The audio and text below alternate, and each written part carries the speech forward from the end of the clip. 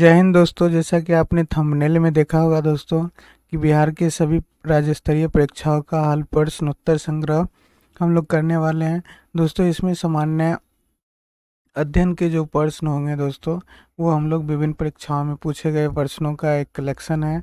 जैसे कि दोस्तों यहाँ पर बीएसएससी में पूछे गए प्रश्न, बीपीएसएससी में पूछे गए प्रश्न, सीएसबीसी में पूछे गए प्रश्न, बीपीएससी में पूछे गए प्रश्न और बिहार बिजली विभाग जिसे हम लोग बीएसपीएससीएल बोलते हैं दोस्तों, उसमें और सीटीपीओ में पूछे गए प्रश्न।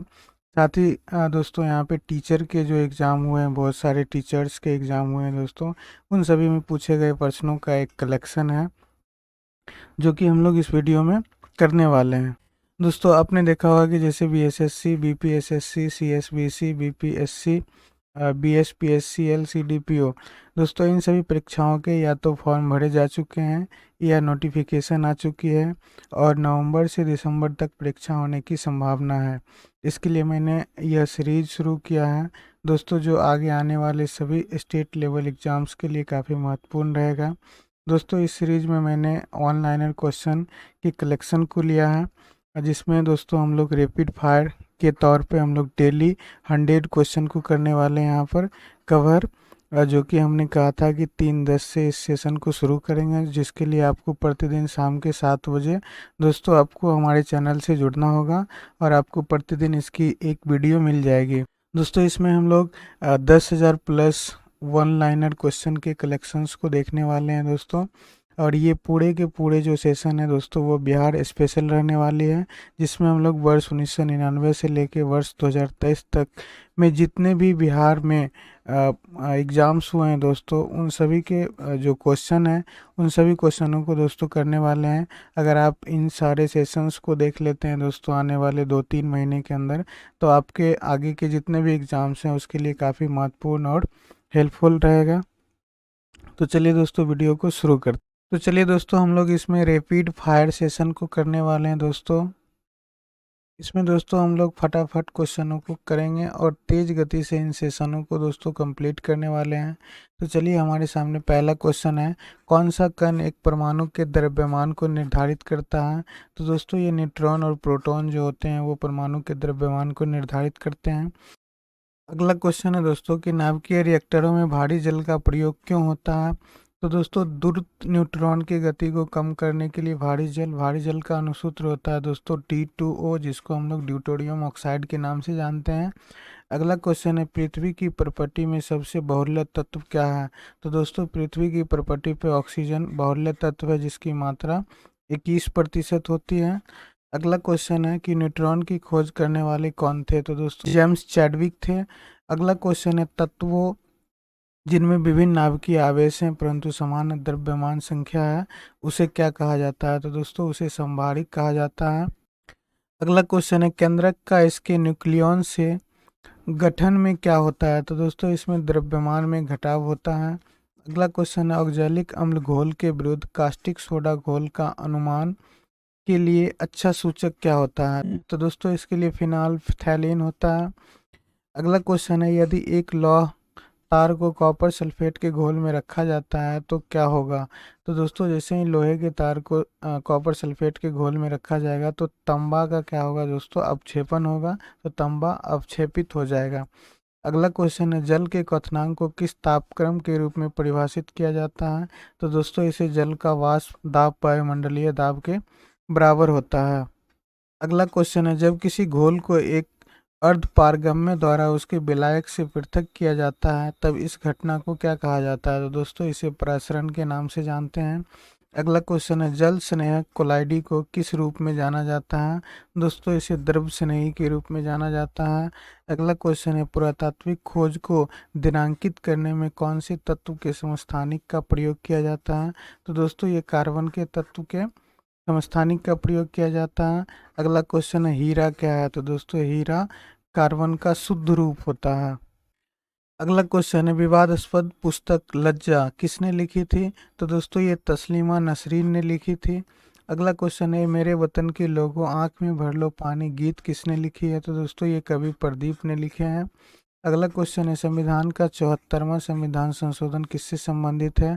तो दोस्तों यह शहरी स्थानीय संस्थाओं से संबंधित है, जिसे नगर निगम के नाम से भी जाना जाता है। अगला क्वेश्चन है स्वराज दल का विश्वास किसमें था? तो दोस्तों ये संपूर्ण समाज में था इनका विश्वास।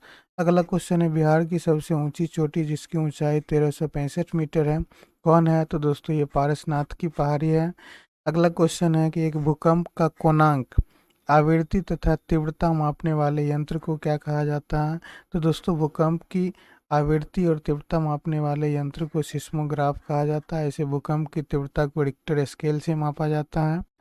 अगला क्वेश्चन है एक दोलन करते सरल लोलक की स्थिति तो ऊर्जा कहाँ पर अधिकतम होगी? तो दोस्तों ये चरमावस्था में अधिकतम होगी, जिस समय ये काफी ऊंचाई पर होगा।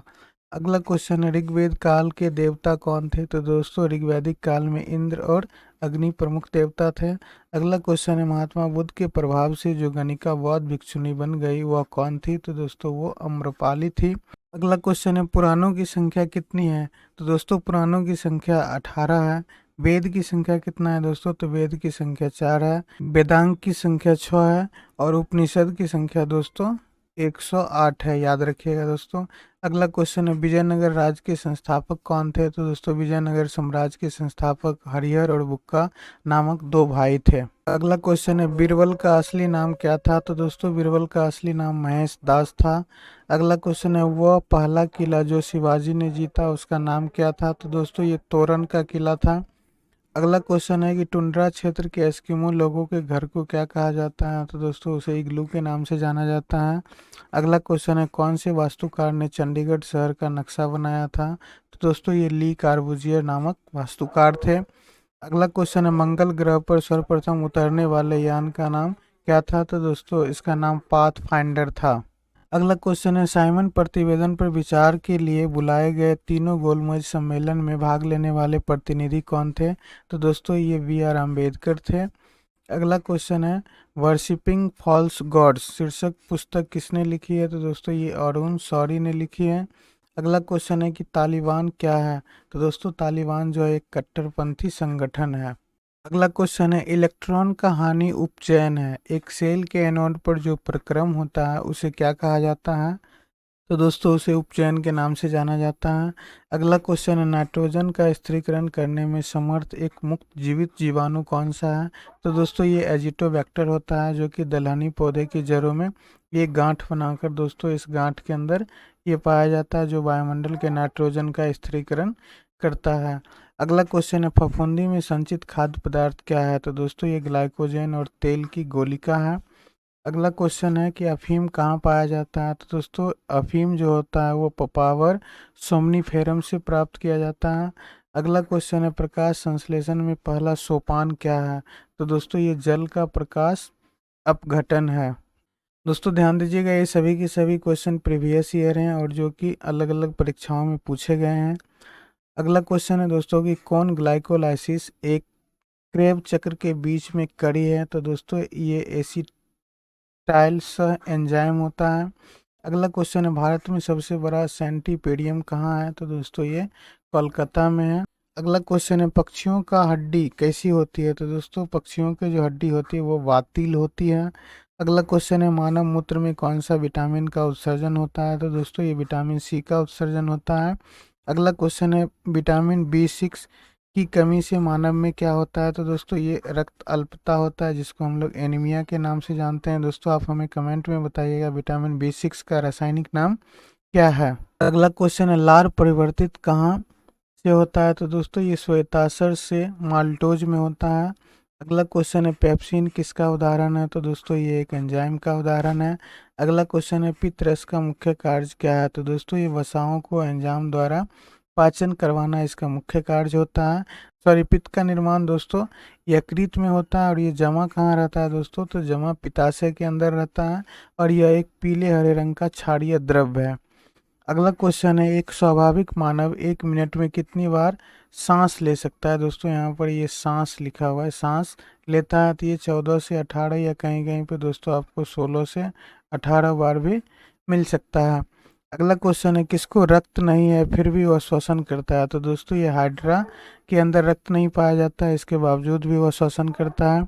अगला क्वेश्चन है आयोडीन के चयनात्मक संचय कहाँ होता है? तो दोस्तों ये थायराइड के अंदर होता है। अगला क्वेश्चन है the Trump of market economics पुस्तक किसने लिखी? तो दोस्तों ये अमर्त्य सेन ने लिखी थी, और इनका योगदान जो है दोस्तों वो कल्याण अर्थशास्त्र के क्षेत्र में है। अगला क्वेश्चन है वो पहला भारतीय जो अंतरिक्ष की परिक्रमा कर सका कौन था? तो दोस्तों वो स्क्वाड्रन लीडर राकेश शर्मा थे, जो 1984 ईस्वी में अंतरिक्ष में गए थे। अगला क्वेश्चन है व्याग्रा नामक औषधि किस लिए प्रयोग होती है? दोस्तों आप सभी, तो ये पुरुष की नपुंसकता को मिटाने में प्रयोग किया जाता है। अगला क्वेश्चन है समुद्र तल से नीचे दुनिया के सबसे निचले भाग में कौन सा देश स्थित है?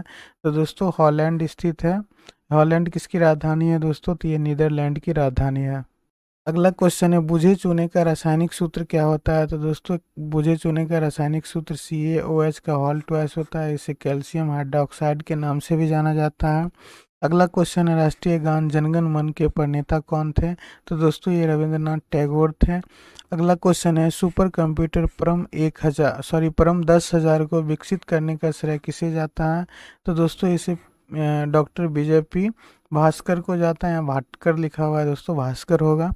अगला क्वेश्चन है दिल्ली को भारत की राजधानी कब घोषित किया गया था? तो दोस्तों इसे 1911 ईस्वी में घोषित किया गया था। अगला क्वेश्चन यदि पूंजी स्टॉक अस्थायी है तो मूल्यह्रास कितना होगा? तो दोस्तों उस स्थिति में मूल्यह्रास 0 के बराबर होगा।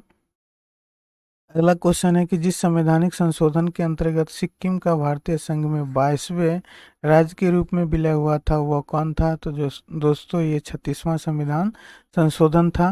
अगला क्वेश्चन है कन्फ्यूशियस का असली चीनी नाम क्या था? तो दोस्तों कन्फ्यूशियस का असली नाम जो था वो कुंज जू था। अगला क्वेश्चन है किसके हृदय में 3 भाग होते हैं? तो दोस्तों मेढक के हृदय में 3 चैम्बर होते हैं। और मनुष्य के हृदय में कितने चैम्बर होते हैं दोस्तों? तो मनुष्य के हृदय में 4 चैम्बर होते हैं। अगला क्वेश्चन है पेप्सिन किसको बदल देता है? तो दोस्तों पेप्सिन जो है प्रोटीन को एमिनो अम्ल में बदल देता है। अगला क्वेश्चन है इन्फ्लुएंजा किसके द्वारा होने वाला रोग है? तो दोस्तों ये वायरस के कारण होने वाला रोग है। अगला है म्याज क्या है?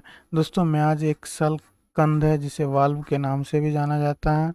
अगला क्वेश्चन है प्रकाश संश्लेषण के दौरान कौन सा गैस उत्पन्न होता है? तो दोस्तों प्रकाश संश्लेषण के दौरान ऑक्सीजन गैस का निर्माण होता है। अगला क्वेश्चन है आंख में प्रवेश करने वाला प्रकाश का नियमन कौन करता है? तो दोस्तों ये प्रकाश का नियमन आइरिस करता है, जिसे रंग पट के नाम से भी जाना जाता है। अगला क्वेश्चन है इंसुलिन क्या है? तो दोस्तों इंसुलिन एक प्रकार के हार्मोन है। अगला क्वेश्चन है पौधे दिन में क्या निकालते हैं और रात में क्या लेते हैं? तो दोस्तों पौधे दिन में ऑक्सीजन निकालते हैं और रात में ऑक्सीजन ही लेते हैं। और दिन में ऑक्सीजन को निकालते हैं और CO2 गैस को लेते हैं। लेकिन दोस्तों रात के समय क्या होता है कि ये CO2 को छोड़ते हैं। अगला क्वेश्चन है सूर्य में ऊर्जा का उत्पादन किस प्रकार होता है? तो दोस्तों सूर्य में ऊर्जा का उत्पादन नाभिकीय संलयन के द्वारा होता है। अगला क्वेश्चन है 1 पिको कितने सेकंड के बराबर होता है? दोस्तों 10⁻⁻12 सेकंड के बराबर होता है। अगला क्वेश्चन है हाइड्रोजन के परमाणु में कौन सा मौलिक कण उपस्थित नहीं है? तो दोस्तों न्यूट्रॉन नहीं उपस्थित होता। अगला क्वेश्चन है कौन सी किरणें अनावेशित होती है, मतलब आवेशहीन होती है? दोस्तों तो ये गामा किरण जो होती है वो आवेशहीन होती है। अगला क्वेश्चन है सर्वाधिक ऊर्जा वाली तरंगे कौन सी है? तो दोस्तों ये दृश्य प्रकाश तरंगे हैं।